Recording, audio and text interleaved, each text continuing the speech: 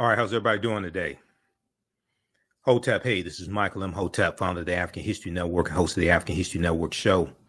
It is Sunday, March 26, 2023. I want to welcome everybody to today's broadcast. I'm a talk show host, researcher, lecturer, writer, and historian.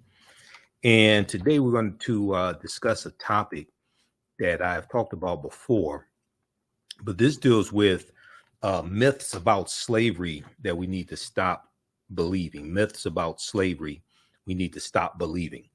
So we'll discuss this in this history lesson. And then also I'll give you information because I'm teaching another session of my 12-week online course today.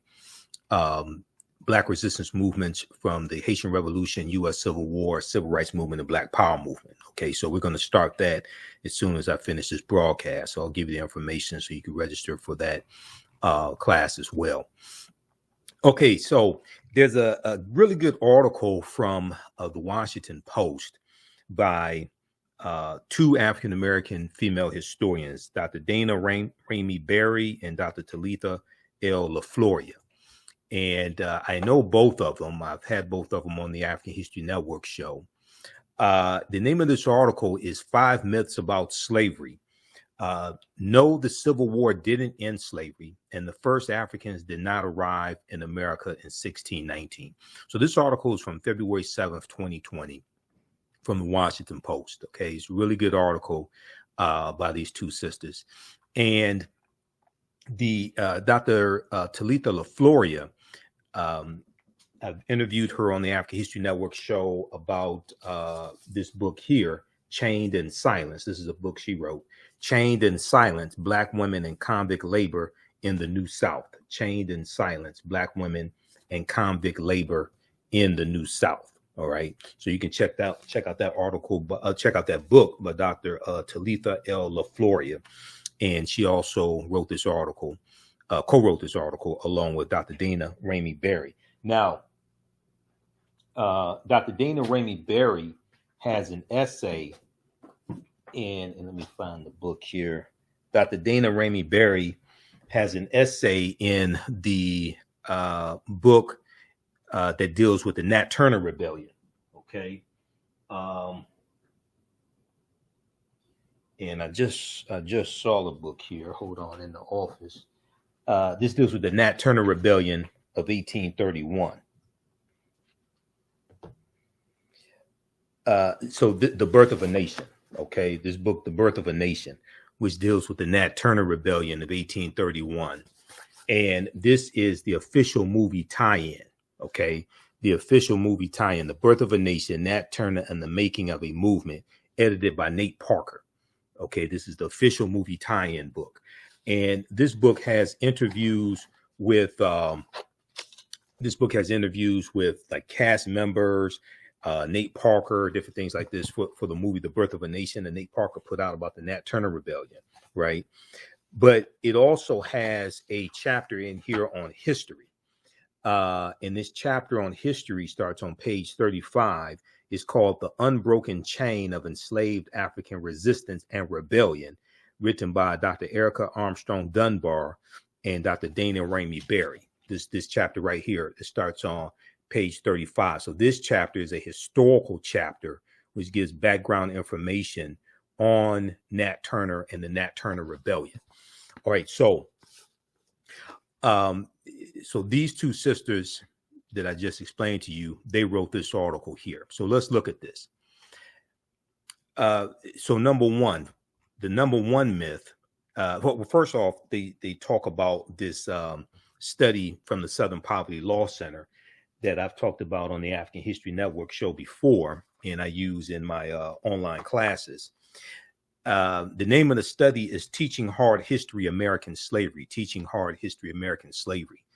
And the article starts out and says only 8% of high school seniors can identify slavery as a central cause of the U.S. Civil War. Only 8% of high school seniors can identify slavery as a central cause of the U.S. Civil War, according to a recent Southern Poverty Law Center survey. Okay. And this survey came out, I think it was 2018 that this study came out. The average American has grown up believing a slew of myths about the institution of slavery. As scholars of slavery and its aftermath, we've identified a few of the many misconceptions we have encountered in the classroom and in public spaces over the years. All right. And the reason why this type of information is so important is, you've heard me say before, America must have a massive history lesson. America must have a massive history lesson, because Americans are very ignorant of history. And when it comes to trying to get our needs met at the government level based upon laws and policies, because it was laws and policies that created the structural inequities and maldistributed wealth, power, and resources into the hands largely of Europeans. When it comes to getting those needs met and correcting the damage of a legacy of 246 years of slavery, decades of Jim Crow segregation, redlining, housing discrimination, voter suppression, discrimination when it comes to getting bank loans, education, etc., you're dealing with people largely who are ignorant of history. So your understanding of politics is directly related to your understanding of history. Okay, and America must have a massive history lesson. Now, this is the study from the Southern Poverty Law Center, Teaching Hard History, American Slavery, Teaching Hard History, American Slavery. And it's about a 52-page study that documents how the history of slavery is being incorrectly taught in schools across the country. And it lays out ways to better teach the history of slavery. Okay. And they did a survey of high school seniors all across the country, and they found out how little they knew. It was 1,000 high school seniors they surveyed, and they found out how little they knew about the history of slavery. Okay, so the first myth that we need to stop believing is that the first Africans came to America in 1619. Now, we know August 20th, 1619 has been drilled into our heads. We know you have the 1619 Project, and they do have some good information in the 1619 Project. It is flawed. I've talked about that before here on the African History Network show. And then we know you have the 1619 Project on Hulu, things like this. But not a lot is talked about the African presence before 1619. And that's really problematic, because this was our land stolen from us. Okay. And the sooner we realize that, the better off we'll be. And we'll have a seismic shift in the mindset of African Americans. And we have to correct the historical record. So U.S. history textbooks commonly introduce 1619 as the year Africans arrived in America. This date has appeared in sources such as the Atlanta Journal-Constitution and the Associated Press. And it has become even more entrenched in the popular imagination, thanks to the New York Times Magazine's 1619 Project, commemorating the anniversary of the 20 and odd Negroes who landed at Point Comfort, Virginia, 400 years ago. Point Comfort, Virginia, 400 years ago. This is at Point Comfort, really in Hampton, Virginia, not Jamestown. While this date is indeed significant to British arrival and settlement, Africans came to America well earlier.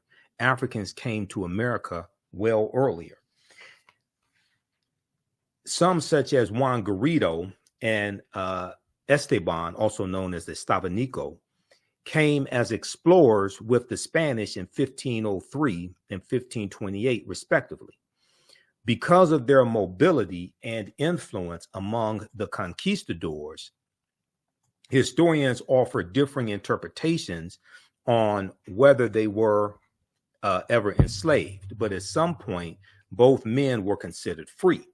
Okay, now another example is Isabel de Olvera, Olvera, who was a free woman of African descent, who in the year 1600 went on an expedition to New Spain, which was a region comprising of present-day New Mexico, Arizona, Florida, and other parts of North and South America. Okay, a lot of that was under Spanish control. All right, New Spain. That's why it's called New Spain. That was all Spanish territory. And they went in search of trade goods and new places to settle. These stories too are important to U.S. history. These stories too are important to U.S. history. They place the starting point of African American history in freedom as well as enslavement. Okay. Now, if we go a step further, and let's just deal with this quickly here. So Juan Garrido is probably the first African that we know of by name. Okay, Juan Garrido. And Juan Garrido came in 1513 with Juan Ponce de Leon, Spanish conquistador. There's a good article by Dr. Henry Louis Gates Jr., who I have a lot of problems with, but he does do good research. And I give him credit on that. I read 2 of his books, and I've read dozens of articles that he's written. This deals with, there's an article that he wrote for the root.com years ago that deals with the first African American, who was the first African American, and he talks about Juan Garrido. Okay, and this was in a series that Gates did some years ago for the root.com called 100 Amazing Facts About the Negro. This is back in like 2012, 100 Amazing Facts About the Negro. And he took each week, he would take a fact from J.A. Rogers' book, 100 Amazing Facts About the Negro, and he would do research on it and write an article about it. So who was the first African American? This is from October 22nd, 2022, from the root.com. And he talks about Juan Garrido here. Juan Garrido was born in West Africa around 1480, according to the historians Ricardo Alegria and Jane Landers. Juan Garrido's notarized probanza, which was his curriculum vitae, more or less, dated 1538, says he moved from Africa to Lisbon, Portugal, of his own volition as a free man, stayed in Spain for 7 years, and then, seeking his fortune and perhaps a bit of fame, he joined the earliest conquistadors to the New World. All of the sworn witnesses to this document affirm that Juan Garrido was Horo, Horro, or free, when he arrived in Spain. Sailing from Seville, Spain, around 1508, he arrived on the island of La Española, which is today called Hispaniola. It was named La Española by Christopher Columbus, and that means the Spanish island. Hispaniola is the anglicized version of La Española. Okay. We know that the Taino referred to that land as Quisqueya. That's one of the names they refer to it as, Quisqueya. Now, the island on which the Dominican Republic and Haiti reside, okay, is La Española or Hispaniola. He later sailed in San Juan, Puerto Rico, okay. Juan Garrido is the first documented Black person to arrive in this country, and he is also the first Black conquistador. So he would be the first person we know of by name to come to the U.S., to come to the land that we call the United States of America. 1513, this is before Jamestown, Virginia in 1607 even exists as a colony. Now, and like the other conquistadors, Juan Garrido soon succumbed to the lure of wealth and fame in the New World. He joined Diego Velázquez de Cuellar and the legendary Juan Ponce de Leon in the colonizations of Cuba and Puerto Rico, respectively. Then in 1513, Juan Garrido joined Juan Ponce de Leon's well-known expedition to Florida in search of the Fountain of Youth, when he became the first known African to arrive in this country, or what would become the United States of America. Read the rest of this article here.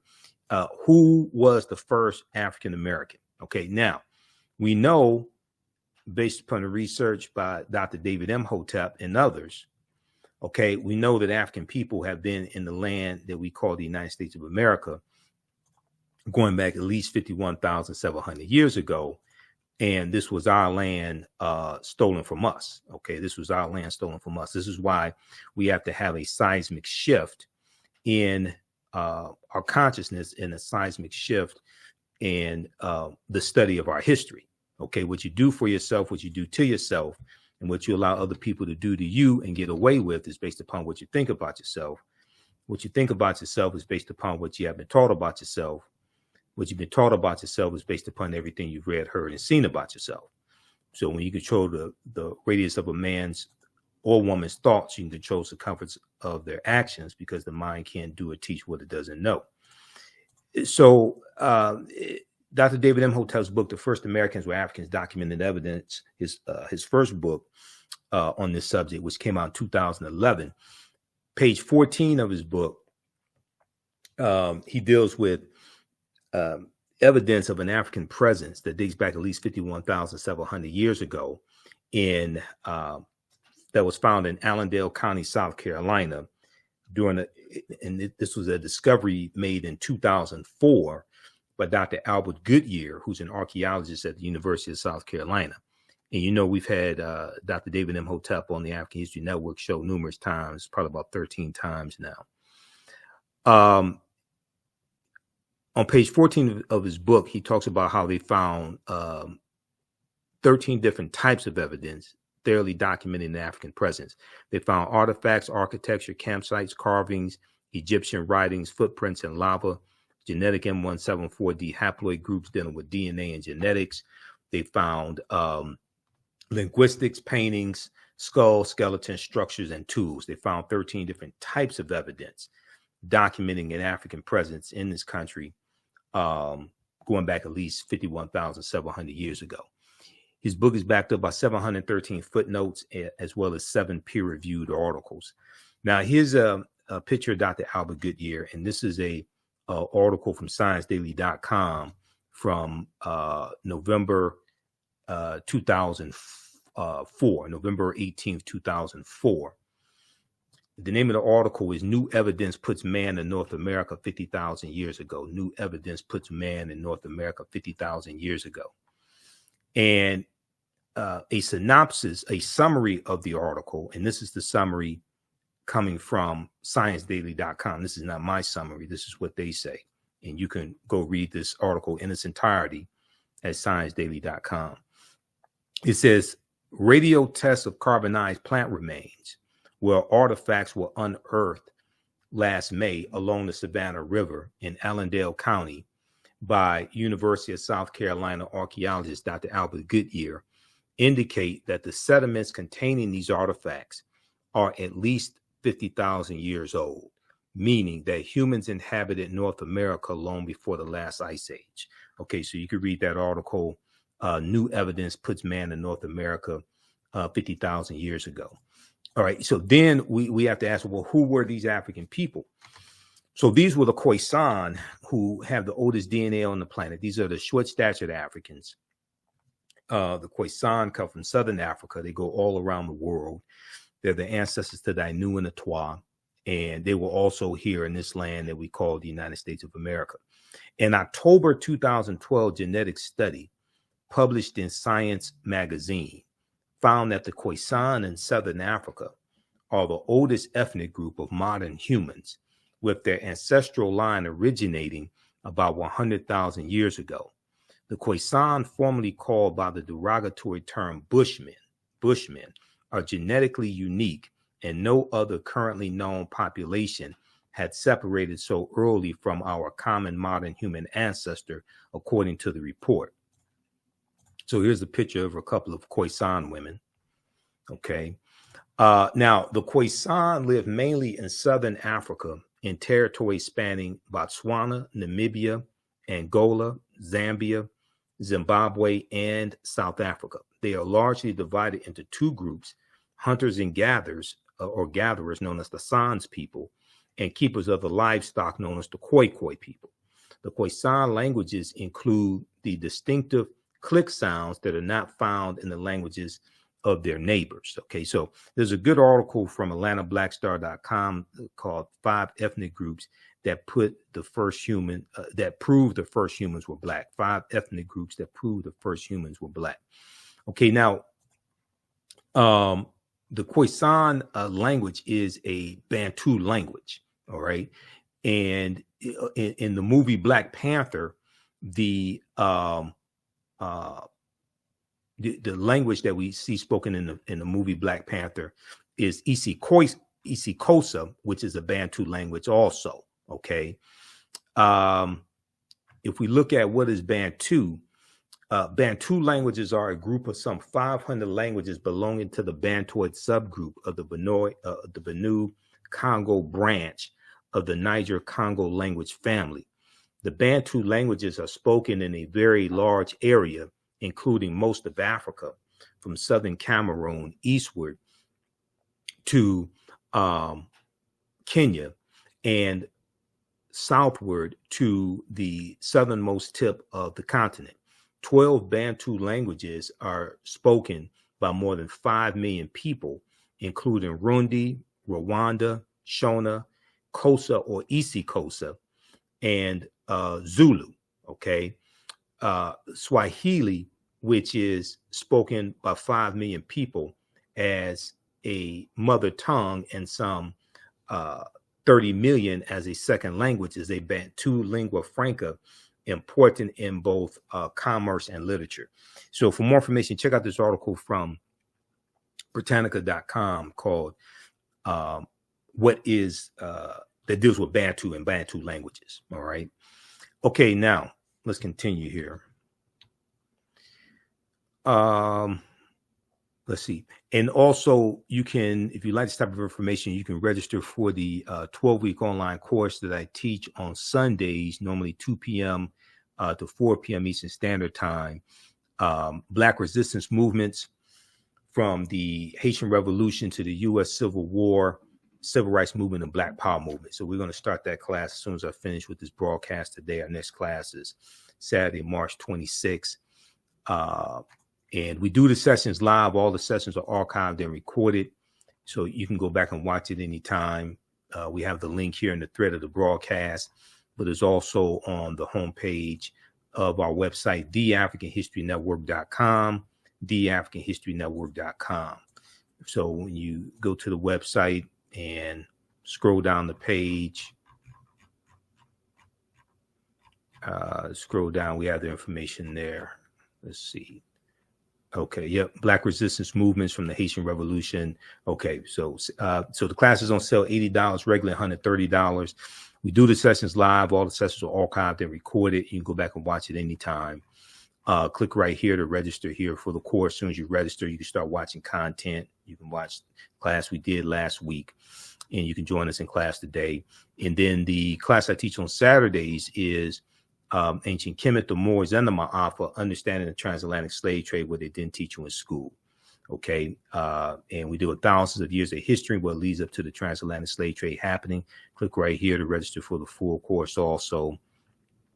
And we had a great class yesterday. So as soon as you register, you can watch the class that we did on Saturday, March 25th. Okay. And I'm going to post a link here so you can register for today's class, and then you can also watch the archive content, and you'll be able to join us in class as well on April 2nd. Okay, April 2nd and April 9th and April 16th. Okay, so you'll be registered for all of the upcoming classes also. Let me post the, okay, and Here's another link for the course as well. All right, let's continue. Give us a thumbs up, give us a heart, give us a like on this broadcast. Hopefully everybody can hear me okay. All right, can everybody hear me well? Testing. Okay, should be able to hear me okay, because I had to upgrade the laptop and buy this new laptop, so everything should be good, which was a huge investment. All right, so let's go back to this article here, dealing with myths about slavery that we need to stop believing.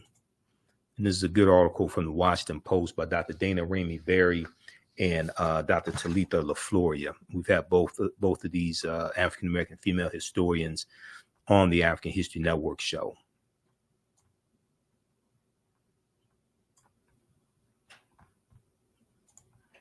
All right, let's continue here. So they talked about Isabel de Overa, a free woman of African descent, who in the 1600s went on an expedition to New Spain.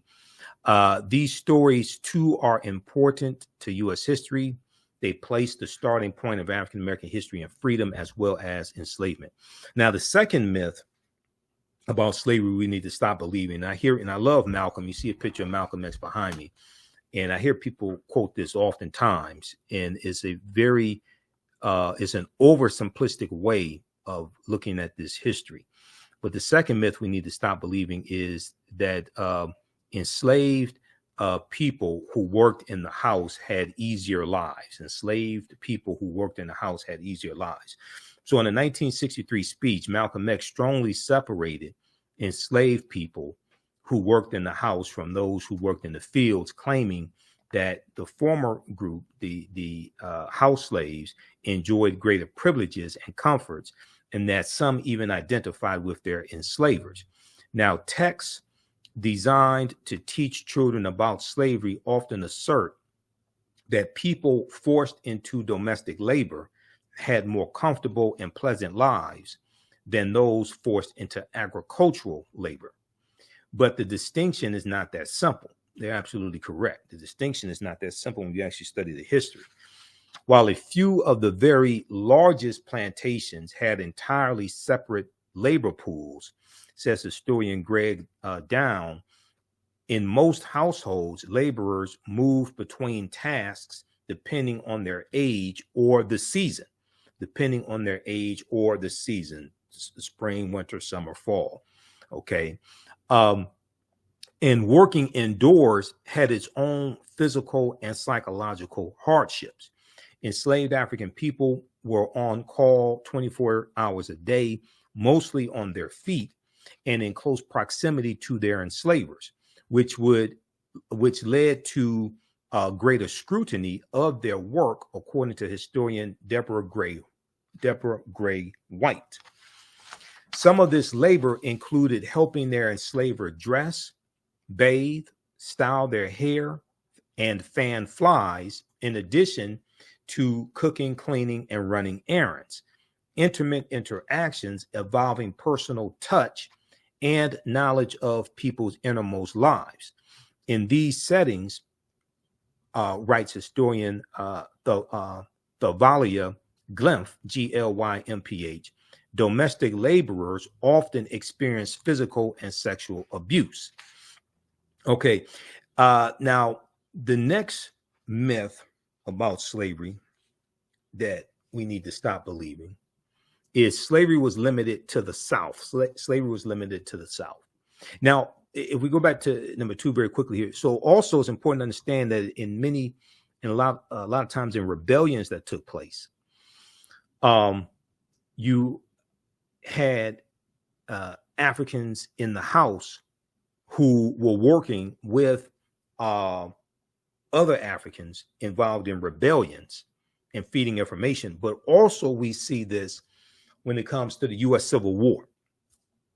And in the South, you had Africans who worked in the house who were spies for the Union, secretly feeding information to Union soldiers about the maneuvers of the Confederate soldiers, because the Confederate soldiers and those in the military and the generals and things like this, they're having meetings, and their servants are African people. Okay, so you have that dynamic that's taking place as well. So there's a oversimplification there that Malcolm is talking about. Even though we love Malcolm, this is a much more complicated, more nuanced narrative when you study the history. Number 3, slavery was limited to the South. Slavery was limited to the South. And this is something that a lot of people like to talk about, especially when it comes to dealing with repairing the damage of a legacy of slavery. And you have people say, oh, well, that was just in the South. They didn't have slavery was abolished in the North.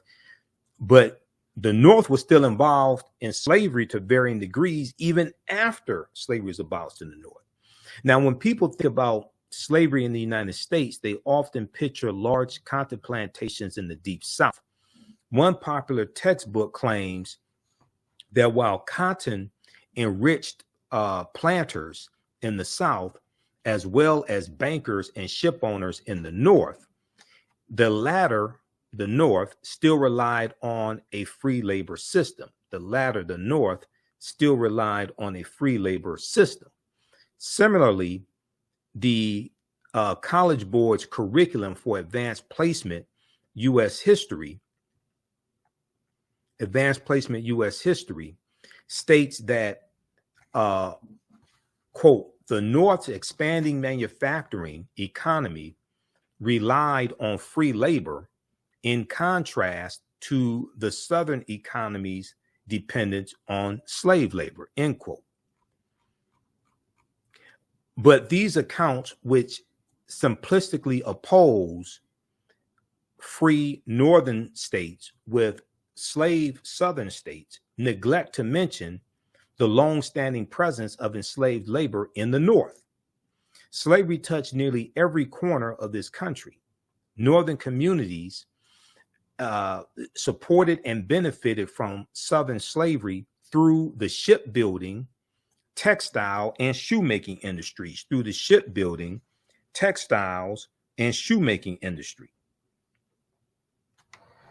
In Rhode Island alone, slave traders shipped more than 100,000 African captives to the Caribbean and American colonies, according to People Not Property, which is an online documentary. Okay, so in Rhode Island, you have them shipping Africans into the Caribbean as well.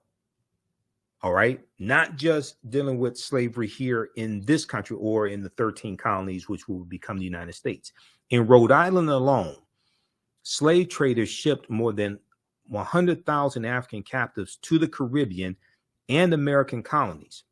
Plantations along the Connecticut, Delaware, and Hudson rivers relied on enslaved workers to produce wheat and process it into flour. Slavery was widespread at universities. The Maryland Jesuits, who founded and ran Georgetown University, sold enslaved laborers to pay off debts to keep the school in operation. And early presidents of Harvard University brought enslaved labor to work on campus. Enslaved laborers built the structure in Lower Manhattan, for which Wall Street is named. Okay. Now, if we look at this article, this other article here that I want to reference,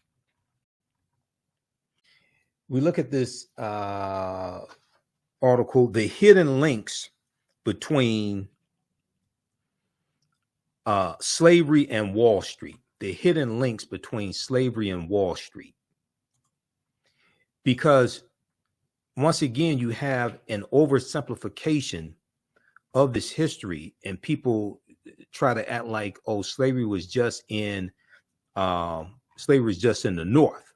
Okay, which is not, which at one time, all of the 13 colonies had slavery.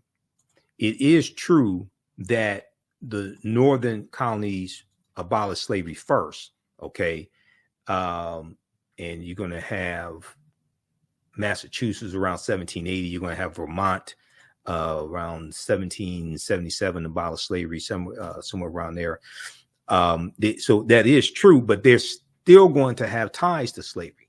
So if we look at this article, the hidden links between slavery and Wall Street. The hidden links between slavery and Wall Street. This is from the BBC, bbc.com, August 29th, 2019. Okay. If we look here at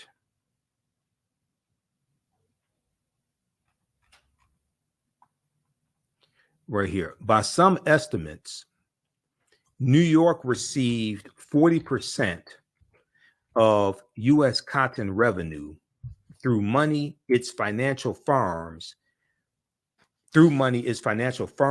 shipping businesses, and insurance companies earned. Okay, this is the city of New York.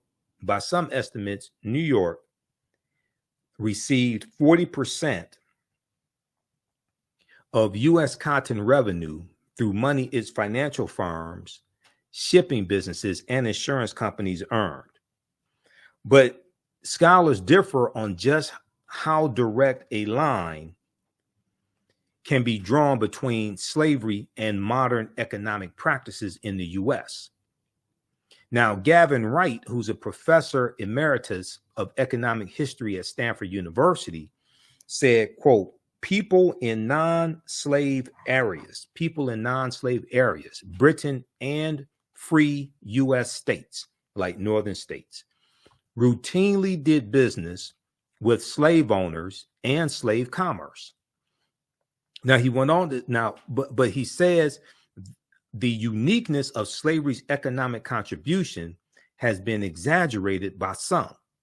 Now, slavery thrived under colonial rule, and you had British and Dutch settlers relied on enslaved African people to help establish farms and build the new towns and cities that would eventually become the United States, Enslaved African people were brought to work on the cotton, sugar, and tobacco plantations. The crops they grew were sent to Europe or to the northern colonies, to be turned into finished products.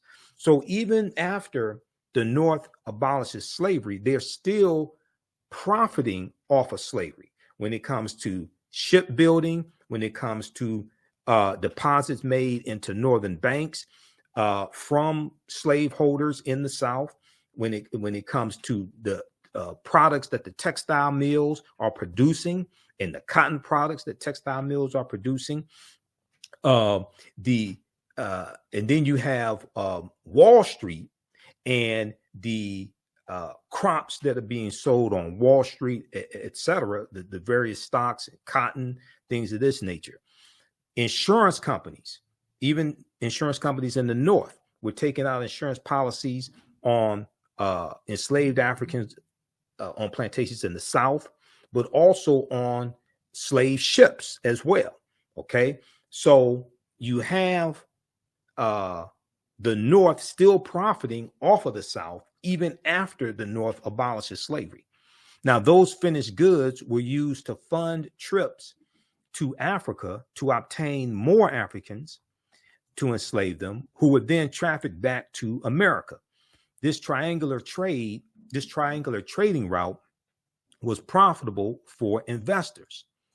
To raise the money to start many future plantation owners, to raise the money to start many future plantation owners turned to capital markets in London, selling debt that was used to purchase boats, goods, and eventually purchase African people. Now, later in the 19th century, U.S. banks in southern states would sell securities that helped fund the expansion of slave-run plantations. To balance the risk that came with forcibly bringing humans from Africa to America, insurance policies were purchased. Insurance policies were purchased. These policies protected against the risk of a boat sinking and the risks of losing individual slaves once they made it to America. Some of the largest insurance firms in the U.S., like the New York Life Insurance Company, which started out as the Nautilus Mutual Life Insurance Company in the spring of 1845. Okay, then they're going to change their name to the New York Life Insurance Company. But some firms like the New York Life Insurance Company, AIG, Aetna, all sold policies that ensured slave owners would be compensated if the African slaves they owned were injured or killed. Now, by the mid-19th century, exports of raw cotton accounted for more than half of U.S. overseas shipments. By the mid-19th century, exports of raw cotton accounted for more than half of U.S. overseas shipments, or what we would call exports. What wasn't sold abroad was sent to mills, these factories in the northern states, including Massachusetts and Rhode Island, to be turned into fabric. So here you have, once again, the northern states benefiting from slavery in the southern states and the products and the cotton that the southern states are producing. The money southern plantation owners earned cannot be kept under mattresses or behind loose floorboards. American banks accepted their deposits and counted enslaved people as assets when assessing a person's wealth. Okay, like Thomas Jefferson, for instance. In recent years, U.S. banks have made public apologies for the role that they played in slavery. In 2005, J.P. Morgan Chase, currently the biggest bank in the U.S., admitted that two of its subsidiary banks, Citizens Bank and Canal Bank in Louisiana, accepted enslaved people as collateral for loans. If plantation owners defaulted on loan payment, the banks took ownership of these African slaves. Now, J.P. Morgan was not alone. J.P. Morgan Chase was not alone. The predecessors that made up Citibank, Bank of America, and Wells Fargo are among a list of well-known U.S. financial firms that benefited from the slave trade. Sven Beckert, Laird Bell professor of American history at Harvard University, said, slavery was an overwhelmingly important fact of the American economy. Slavery was an overwhelmingly important fact of the American economy. Now, Professor Beckert points out that while cities like Boston never played a large role in the slave trade, they benefited from the connections to slave-driven economies. They benefited from the connection to slave-driven economies. New England merchants made money selling timber and ice to the South and the Caribbean. In turn, northern merchants bought raw cotton and sugar. So you see all of the 13 colonies, and you're going to see many of the northern states, if not all of them, involved in slavery some way or another, even after the northern states abolished slavery.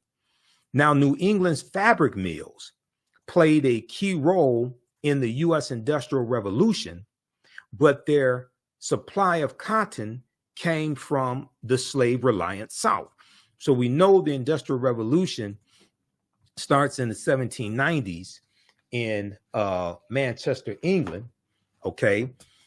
And there's a good article from BBC .co.uk called Slave Trade and the British Economy. Slave Trade and the British Economy that you can check out. Okay, and I'll pull up this article here as well.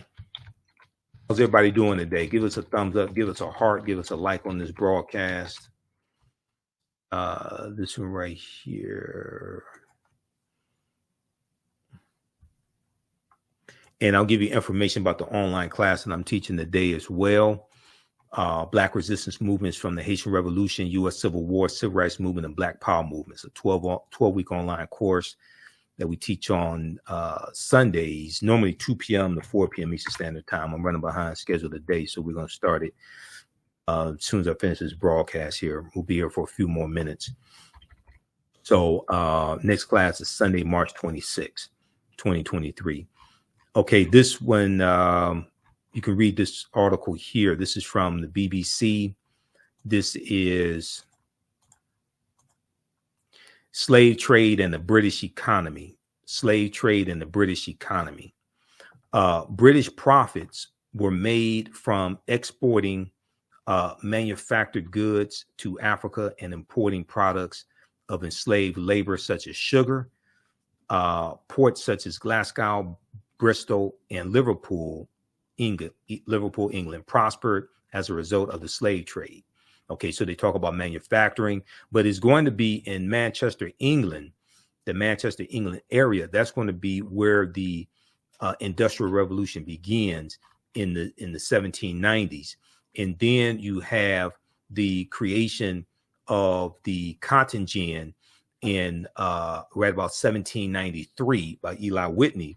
You're going to have the cotton gin and creation and copies of the cotton gin that are going to drastically reduce the cost of producing cotton, make it much easier to produce cotton. And it was a device that picked the seeds from cotton. So this is going to then increase the need for enslaved African labor as well. From 1750 onwards, a new industry emerged in Britain, the production of cotton cloth. Wool production had previously been Britain's major industry, but cotton had one key advantage. Machinery could produce cotton fibers better than wool.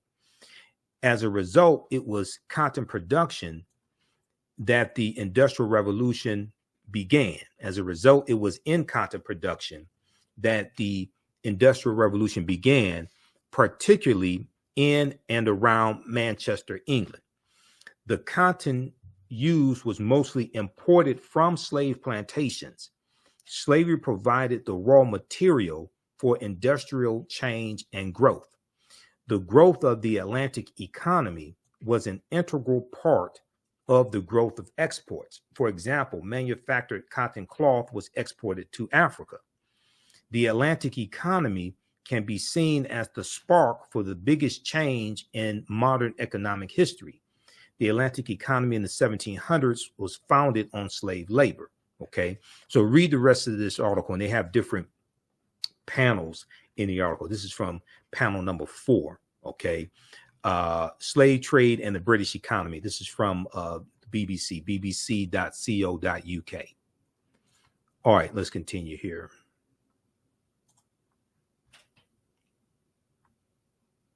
And if you like this type of information, also, you can support the African History Network, $ the AHN Show through Cash App, $ the AHN Show through Cash App, also through PayPal, paypal.me/the AHN Show. We're celebrating our 13th year anniversary of me broadcasting the African History Network show. First started March 10th, 2010. So we've been going 13 years. We have the information also on the homepage of our website, theafricanhistorynetwork.com. And we'll be on live tonight, 9 p.m. to 11 p.m. Eastern Standard Time on 9:10 a.m. the Superstation WFDF here in Detroit. And we'll be on our social media platforms, broadcasting live also, the African History Network show. We're normally on live Sundays, 9 p.m. to 11 p.m. Eastern Standard Time as well. Okay. All right. Let's continue here. So this helps us keep doing the research, stay on the air, keep broadcasting, pay some of the bills, etc. All right, let's go back to this article dealing with myths about slavery we need to stop believing. So the third myth was slavery was limited to the South. Slavery was limited to the South. So we just talked about that. And we know at one point, all the 13 colonies had slavery. And even after they abolished it, even after the northern colonies abolished it, they were still connected to it in various ways. Okay, number 4. Women were not as involved in slave owning as men were. Women were not as involved in slave owning as men were. Okay, now, the 1939 blockbuster movie Gone with the Wind cemented the myth of the essentially innocent Southern belle who only passively benefited from slavery. Throughout the 1970s and 1980s, historians who studied female slaveholders tended to portray them as ambivalent about a role inherited from their fathers or husbands, making the best of a situation over which they had no control. In fact, white women actively participated in the institution of slavery. In the book, They Were Her Property, White Women as Slave Owners in the American South by historian Professor Stephanie E. Jones Rogers, who's she's a professor at UCLA in California, if I remember correctly, it's UCLA. Professor Stephanie E. Jones Rogers shows that white women had a deep economic investment in slavery and exercised extraordinary control over the enslaved people in their households. Many white women learned this practice from birth, receiving enslaved African people as gifts when they were children or even infants. Women bought and sold white women bought and sold people at auctions and successfully sued their male family members for control of their laborers. White women supervised plantations and brutally punished their human property. One white mistress crushed the jaw of an 8-year-old Henrietta King under the weight of a rocking chair because Henrietta King had taken a piece of candy. The woman who enslaved Harriet Jacobs spit in the kettles and pans to keep her from eating leftover scraps. Now, I don't know if Henrietta Jacobs spit in her white female slave owners' water like Kizzy did in Roots. You remember? I don't know if she did that, but hey. All right, now I did a presentation dealing with Professor Stephanie E. Jones Rogers and her book. They Were Her Property, her groundbreaking book. And her book deals with how about 40% of slave owners from 1850 to 1860 were white women. Okay, now AtlantaBlackStar.com has a good article about this book. And the name of the article is Research by Female Professor. And let's flip over to this article here because I have it up. Okay, research by Black female professor reveals startling truth that white women made up 40% of slave owners. This is from March 25th, 2019 from AtlantaBlackStar.com. Here's a picture of Professor Stephanie E. Jones Rogers. Okay. And it says Professor Stephanie E. Jones Rogers, an associate professor of history at the university. She's at University of California, Berkeley. That's what she is. Yeah. University of California, Berkeley. An associate professor combed through data from the 1850 and 1860 U.S. Census and revealed that white women made up around 40% of slave owners. White women made up around 40% of slave owners. The findings helped Professor Stephanie E. Jones Rogers compile her book, They Were Her Property, White Women as Slave Owners in the American South.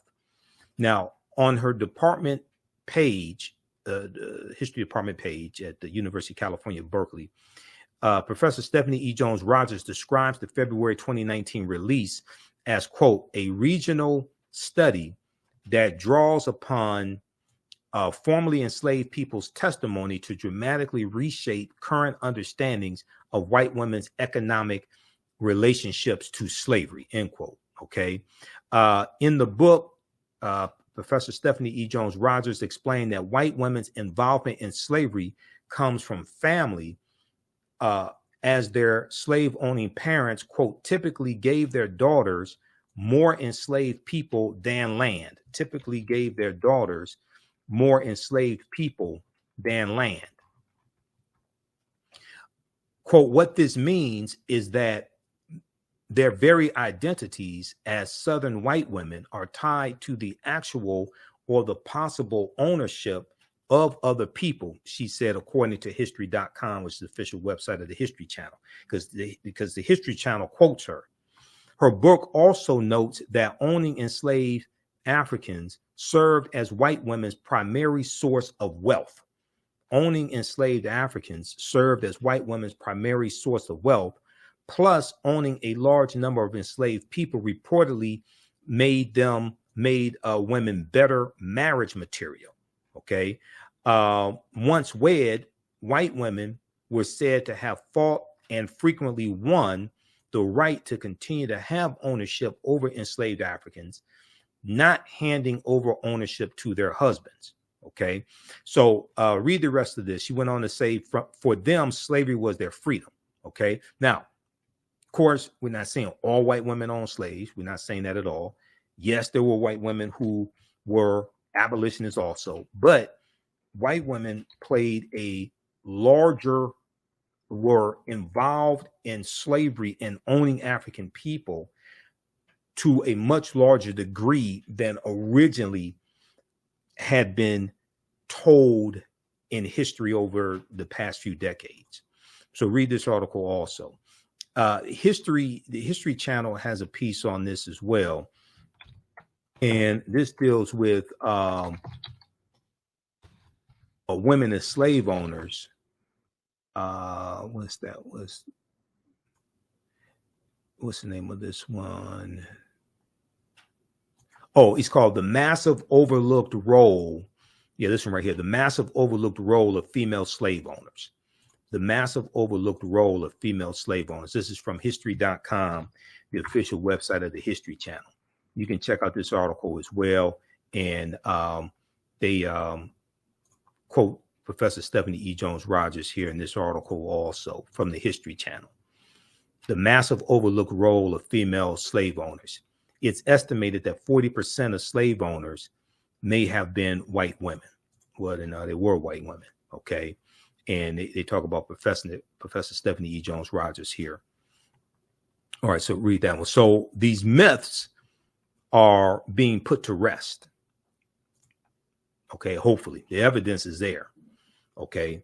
To put these myths to rest. All right. How's everybody doing today? Give us a thumbs up. Give us a heart. Give us a like. Follow us here on the African History Network Facebook fan page. Turn on live notifications when we go live. Follow us on our YouTube channel, Michael Imhotep, Imhotep. Also register for the online history courses that I teach on Saturdays and Sundays. We have another class I'm teaching today. As soon as I finish this broadcast, Black resistance movements from the Haitian Revolution, U.S. Civil War, Civil Rights Movement, and Black Power Movement is a 12-week online course that I teach. And we look at history from 1800 through 1968. Teaches at my online school, the African History Network. So you can register for this 12-week online course. We do the sessions live. All the sessions are archived and recorded. Normally do 2 p.m. to 4 p.m. Eastern Standard Time on Sundays. I'm running behind schedule today. I had to teach a class. Yesterday, and getting ready to do our radio show tonight, 9 p.m. to 11 p.m. Eastern Standard Time. So we're going to get started here in a few minutes. But click right here to register here for the full class. It's on sale $80, regularly $130. And we have a bundle pack where you get both classes for $120 also. We do the sessions live. All the sessions are archived and recorded, and you can go back and watch it anytime. Okay, so a year from now, 2 years from now, you can go back and watch the entire course. And we look at history chronologically from 1800 to 1968, and we start with the census of 1800, the Haitian Revolution 1791 to 1803, and Louisiana Purchase of 1803, because those two events are related. And we go through and look at history chronologically to see what leads up to the Civil War taking place. We analyze the Civil War. We look at the Reconstruction era, 1865, 1877, Jim Crow era, Great Migration, 1915, 1970, World War I, World War II, Civil Rights Movement, and Black Power Movement, to understand what happened to us after slavery ended, what were the laws and policies put in place to bring us to where we are today, to understand where we need to go from here. Okay, so you can register for that at theafricanhistorynetwork.com, and we have the link on the thread of our broadcast also to register for the class. Okay, number five myth about slavery we need to stop believing. The Civil War ended slavery. The Civil War ended slavery. Okay. Many Americans have internalized the idea that slavery ended shortly after the Civil War. A National Geographic educational guide, for example, marks December 18th as the day the United States abolished slavery by adopting the 13th Amendment.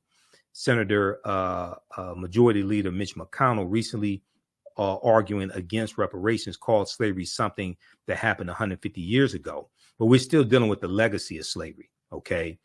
And Georgia chattel slavery did end December 6th, 1865, when Georgia ratified the 13th Amendment, and then it's going to be adopted December 18th, 1865. It is true we're still dealing with a legacy of slavery, decades of Jim Crow segregation, redlining, things like this. Some people look at the convict leasing system and say that's a continuation of slavery. There were a lot less people in the convict leasing system than who were enslaved. The convict leasing system was short-lived, however, and the last state to abolish it basically starts in Alabama in like the 1840s or so. Alabama abolishes it in 1928. Okay. But the sharecropping system did a lot more damage than the convict leasing system did. Okay. Now, they talk about the practice in which private enterprises lease felony prisoners from the state for a fee, primarily targeted Black men, women, and youth. African Americans were incarcerated for trivial offenses such as loitering, stealing farm animals, breaking into railroad cars, spitting on the sidewalk, and vagrancy.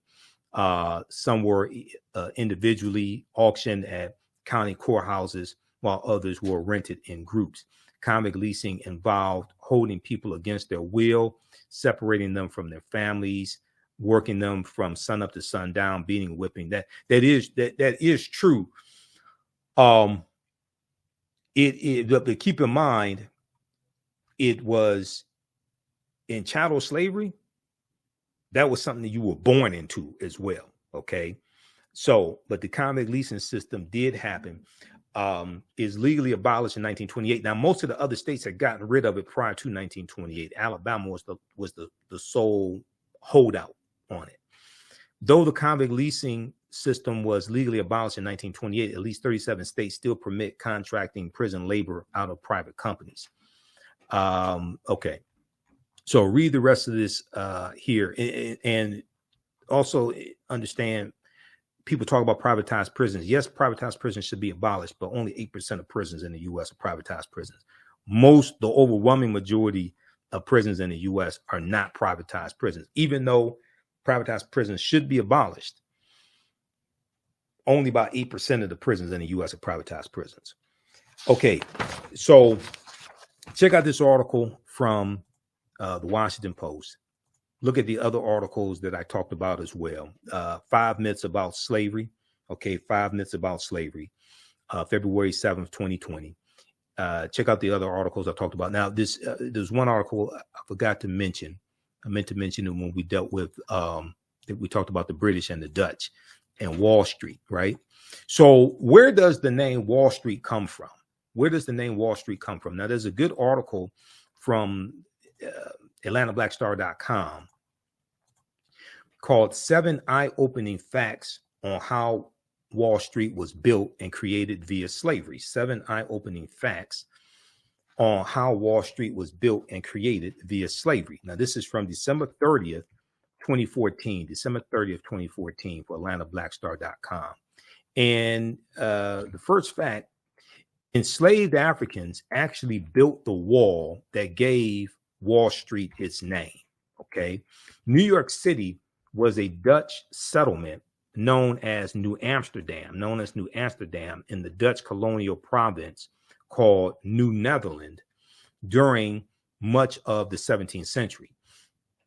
Through the Dutch West India Company, the Dutch